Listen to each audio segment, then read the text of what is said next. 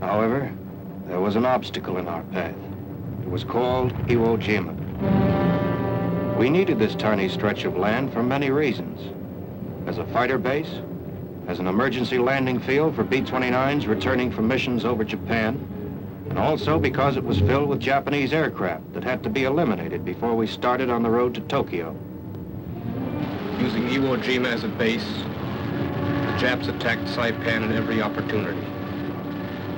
And we shot them out of the sky as fast as they came over.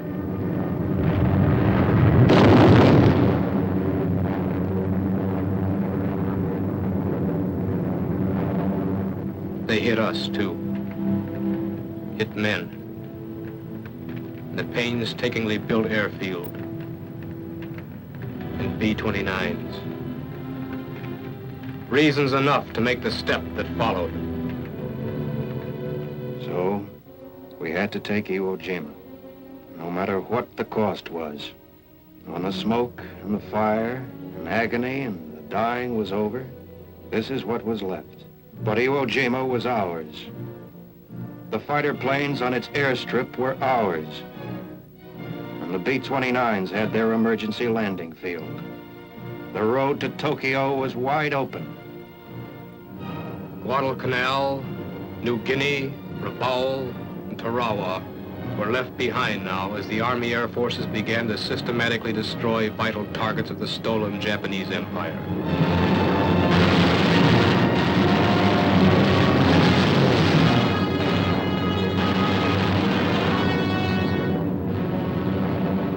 In Borneo, the valuable oil supplies at Balikpapan and surrounding vicinity were subjected to devastating aerial bombardments.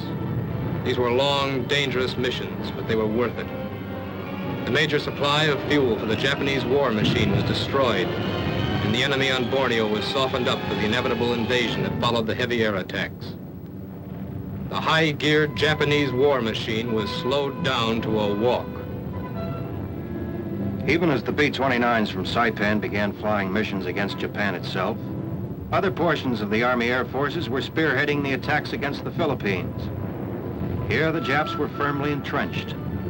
But here again, they were made to feel and realize the potency of air power. The Japs had done a lot of damage to our bases in the Philippines in 1941. When General MacArthur said he would return, he didn't mean that he'd come empty-handed.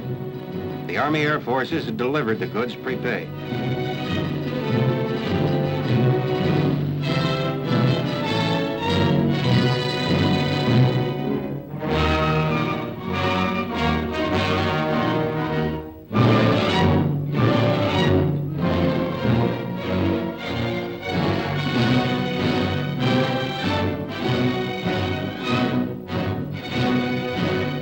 The recapture of the Philippines and the liberation of its long-suffering people is just part of the archives now.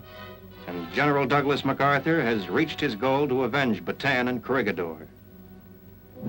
There was still another base we paid to secure. Okinawa.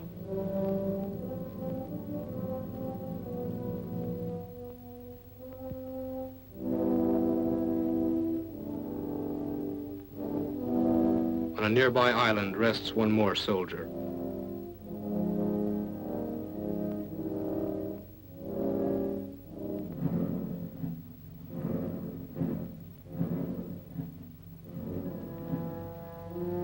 But Okinawa, too, was soon operational. General Doolittle arrived from the European theater and assumed command of the redeployed 8th Air Force. The stage was set, and General Arnold, commander of the Army Air Forces, flew to a far eastern base to discuss the knockout blow with Generals Kenny and Whitehead. The bomber line had advanced to Tokyo at last. And what a bomber line. 400 plane raids, 500, 600, 1,000. The island hopping, the naval battles, the hand-to-hand fighting of the Marines and infantry were all paying off at once. Japanese aircraft production was reduced 50% within a space of weeks. Japanese shipping was slashed to shreds, and their war plants were systematically eliminated. The superfortresses rained a constant stream of destruction and were accompanied on their missions by strong fighter escorts to protect them. Tokyo, Kobe, Nagasaki, Yokohama, Curie, and every other major city of Japan was bombed and rebombed by the B-29s. Entire cities were destroyed, while others were left smoking and paralyzed. Millions of Japanese were forced to flee. In these final days of the war, air power and air power alone was bringing a nation to its knees. It remained for air power and air power alone to finish the job. One day, August 5th, 1945, one B-29 left on a special mission. One airplane that represented the people of the United Nations and the millions who had lost their lives. One airplane that represented millions of man-hours of labor and billions of dollars of American money. That airplane carried the atomic bomb. Its destination was Hiroshima.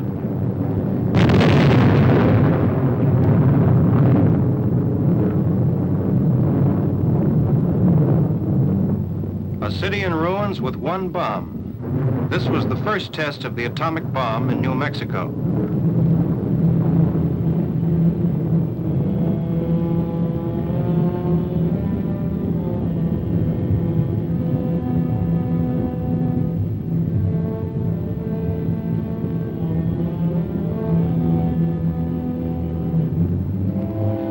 Nagasaki destroyed a few days later with a second atomic bomb, so much more powerful that the first one was already obsolete. On August 14th, 1945, the Pacific War was over.